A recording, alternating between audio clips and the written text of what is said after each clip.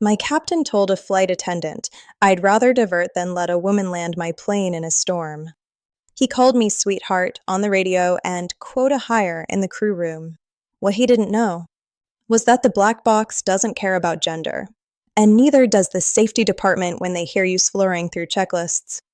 My name is Hannah Reed, and I fell in love with flying in a state that didn't even have a major airport. I was the girl at the tiny municipal field, trading weekends for flight time, cleaning bugs off cowling for 10 minutes of right seat.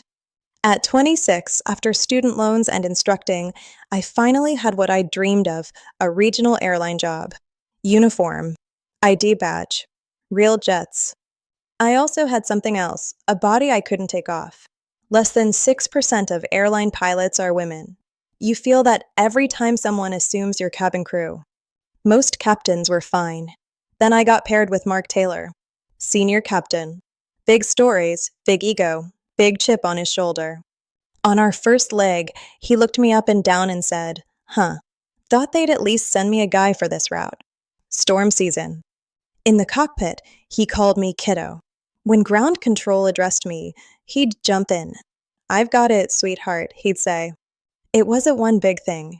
It was 100 little cuts. He'd forget to brief me on approach changes until we were already descending. He'd tell gate agents, make sure they board fast. My co-pilot is still learning which way is up. The line was the night he came back smelling like whiskey. He plopped down and said, I'm not letting a woman bend metal on my watch. He tried to pass it off as just one drink. But on climb out, he missed an ATC call. I had to repeat the clearance and fix his altitude error. I didn't report him that night. I was scared. But then I remembered. Don't burn your career on one moment. Build your case. So I started documenting. I saved ACARS messages where he joked about letting the girl try not to crash us. I noted every checklist he forgot. I also talked to other first officers. Turns out, I wasn't the first woman he'd tried to freeze out. I wasn't even the third. The final straw came on a rough weather day. He announced, don't worry, Tower, the real pilot's flying this one, and ignored wind shear advisories. I called wind shear ahead.